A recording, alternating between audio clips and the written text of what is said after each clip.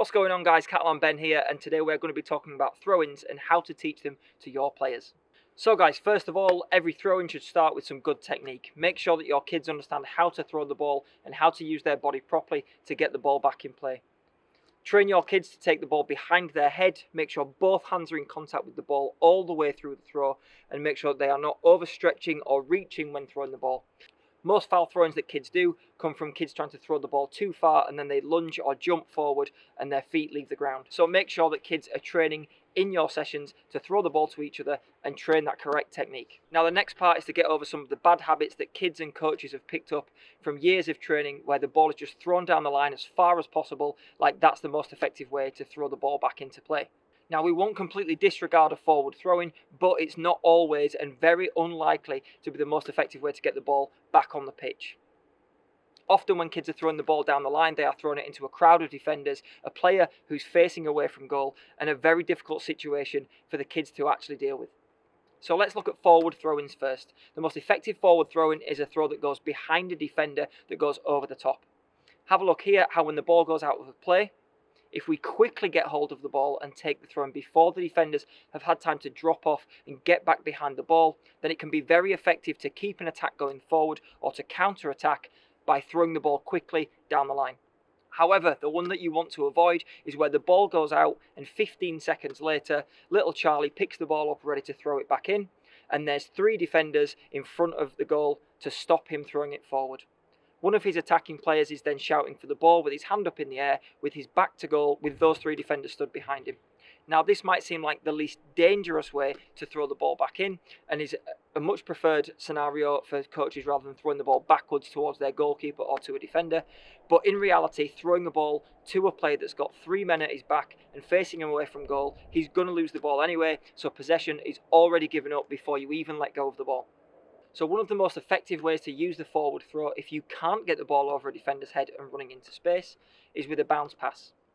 Most defenders will not mark the player that's about to throw the ball in, and they will disregard him as a player they don't need to worry about.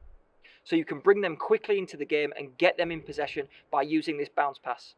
Watch here how the throwing player, player A, throws the ball to player B, and player B with his first touch ideally, maybe his second touch if it's a bad throw, gets the ball straight back to player A, who's now in the game and can affect the play. You can do some really simple little drills with your players as a warm-up to get them used to the bounce and controlling the bounce pass back to their teammate. This is also a great way to train the correct throwing technique, so you can have one player training his throwing into the player's feet, and then player B just controlling the ball with a little bounce pass with the inside of the foot and cushioning the ball back into the thrower to bring him into the game.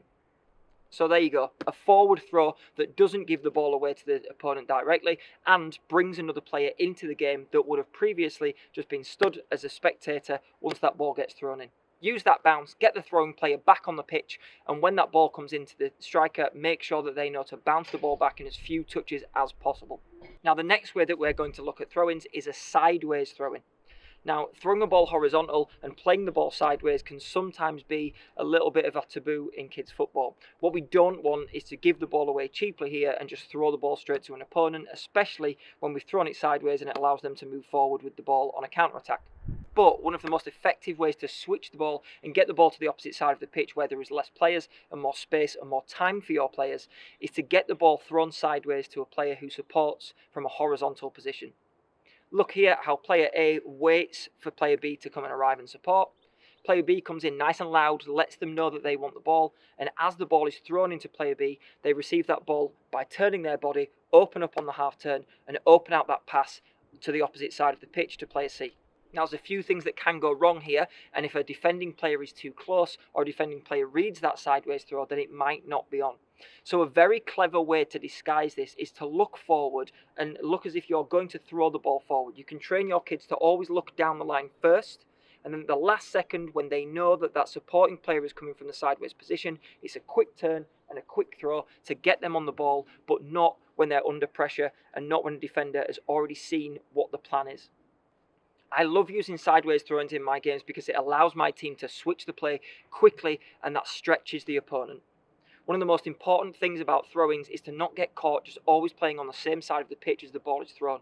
And those forward throws mean that everybody's on the right-hand side of the pitch. The throw-in's on the right-hand side of the pitch. The defenders are on the right-hand side of the pitch. Then when the ball gets thrown in, you're thrown into crowded areas, it's difficult to play through, you're likely to lose possession, and your attack breaks down very quickly. A throw-in, just like any other set piece, is a great chance to attack, but we have to put the ball in the right area to make it a really useful attacking strategy and not just a chance to give the ball away. Now, throwing the ball backwards, I already can see coaches cringing at the idea of it. You throw a ball backwards to little Johnny. Johnny doesn't control the ball very well. The ball runs through towards your goalkeeper. A striker runs onto it, puts it in the back of the net, and everything's gone wrong. I totally understand that that's sometimes a coach's biggest fear, to give the ball away and give a goal away when you already had possession of it. But as we discussed with the forward throwing, that's a very likely way to give the ball away anyway, unless we can either bounce the ball back or put the ball over the top of a defender for a striker running through. But most of the slow, long throwing processes that we go through in kids football means that when the ball does finally get back onto the pitch, the defenders are already in good positions. Again, train your kids to look forward and face forward and expect to throw the ball forward. If they can't, if things are crowded, they need their plan B. Their plan B can be that sideways throw if it's available. Plan C can be the backwards throw to a player who A, is comfortable in possession of the ball. B, is when the ball comes to him, it's a player who's got some space and some time to operate, who isn't tightly marked. And C is a player who's got good composure and isn't going to panic if a ball is coming back towards them. Now, depth is really important here, and I always train my players that when there's a throw-in, we must have length, and that comes from the forward runners. We must have width, and that helps with the sideways throw and the switch, but we must have depth too, and depth is often forgotten about.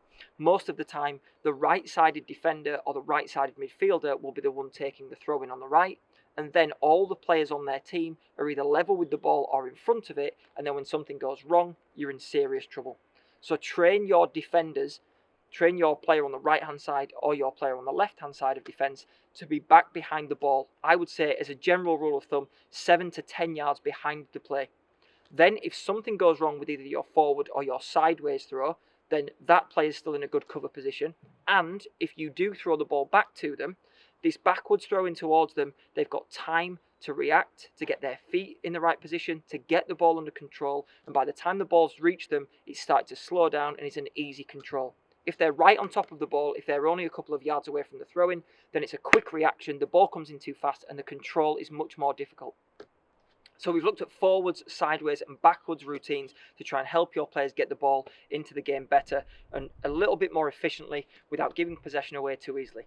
The next part we're going to look at is movement, and I hear this all the time from coaches. I'm constantly getting comments from coaches where they're saying at throw-ins, my players just stand still. So a really simple little drill that I always try and run with kids when I'm teaching them throw-ins and these little routines to get the ball back into play is never stand still. Play a small-sided game, just a little 3v3, 4v4, something where the pitch is fairly narrow, the ball will go out for a throw-in quite often, and it'll give the kids plenty of chance to practice. But make sure that kids know when the ball goes out for a throw-in, that's time for everybody to start moving, and tell your attacking players, the players in possession, to never stand still. Whether it's small movements to the side, whether it's big runs, whether it's spin-offs, whether it's coming towards the ball or away, just get them in the habit of never standing still. Almost like the floor is lava. Kids will know that game. Kids have played that game where they're jumping around the living room or they're trying to stay off the floor because the floor's hot. And say to your players, I want you to imagine this hot floor. If you stand still for too long, your feet are going to burn. You have to keep moving to keep your feet cool. What you should find is if you make sure that all kids are on the move, is then just organically players are going to get into spaces and defenders are going to lose their man, which will make the ball much easier to get back into play. Without even running any of the routines we've already done, just by having movement off the ball and players not standing still, throw-ins become much easier. There is nothing worse as a coach when 3 players are stood around the ball, none of them are moving, they're all shouting for the ball, and your thrower just hesitates and waits because they don't know which of the bad options to choose because none of them look great. Now the last part we're going to discuss here is deception and disguise. Now I don't advocate telling any kid to lie, and that's probably not a great word to use. So disguise is probably a better word. What you're trying to do here is get kids to pretend or to feign their interest in the ball. Get kids to walk away, turn their back on it and pretend they're not interested, and then suddenly arrive for the ball and ask for it quickly and loudly. But if kids just come and stand showing for the ball, shouting for the ball, stood still, very obviously, then defenders are just going to go and mark them. If players look disinterested and come away from the ball, and at the last second come rushing in and shouting for the ball, where defenders don't have time to track their movement, then they'll get the ball with a bit more space and a bit more time. There's loads of creative and clever ways you can do this. I've trained kids to do things such as pretend to tie their shoelace, and while that kid's down on the floor tying his shoelace, the defender switches off. Then he jumps straight back on his feet, runs over to the ball, shouts from the thrower, and gets the ball with a bit more space and a bit more time. So the next deceptive move we can go through is the spin move. So we come in from the ball from a forward position, but we don't actually want the ball. And what you do is train the kids to come in for the ball, pointing their thumb towards their chest. What they're saying to the thrower is, don't throw it to me, throw it behind me. And as the player comes running in for the ball, he's pointing backwards, but the defender behind him can't see his thumb, can't see that hand action. So as he comes in, he makes that action, and then knowing that at the right time when he spins, the thrower is then going to throw that ball into the path of his run. So we run in towards the ball, we point behind, we give him a little signal that's silent that the defender doesn't know about, and then we spin away and get the ball on the opposite side. A great deception, and kids will love being sneaky and mischievous with these throw-ins. What you can do with the next bit of disguise is teach the throwing player to fake a throw-in or disguise who they're throwing the ball to. So for instance, get them to face forward, looking forward, even shout the name of the player that's in front of them, and just before they throw the ball, they're going to turn sideways before they release. What that then does is get the defenders to be distracted, to be looking where they think the ball's going to go, and that little prestige at the end of giving the ball in a sideways or backwards direction catches them out. So it's a great bit of deception, and that will get the ball back into play very quickly, but it will also give the throwing player a better chance of finding someone in space with a bit of time.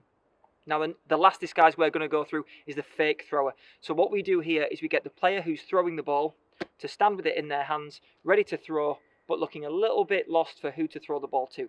The striker, who's going to run in towards the ball as they did before, instead of running and spinning off, he actually runs towards the thrower and says, "I'll take it, let me take it." The player that's marking him then leaves him because he leaves the pitch. As he leaves the pitch, he quickly gets the ball from the thrower. He turns and the thrower makes a run straight in behind the defender that's just followed your man in. So watch here how we go. Player A has got the ball in his hands. Player B comes in towards the ball and says, "Leave the ball, I'll take it."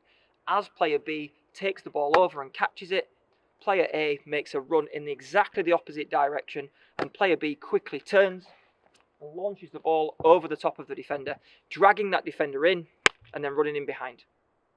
So there you go, guys, some great quick tips on throw-ins, how to coach them to your kids, how to get players moving more off the ball, and a few little clever routines with some disguise and some deception to get kids thinking a little bit more craftily around the throw-ins.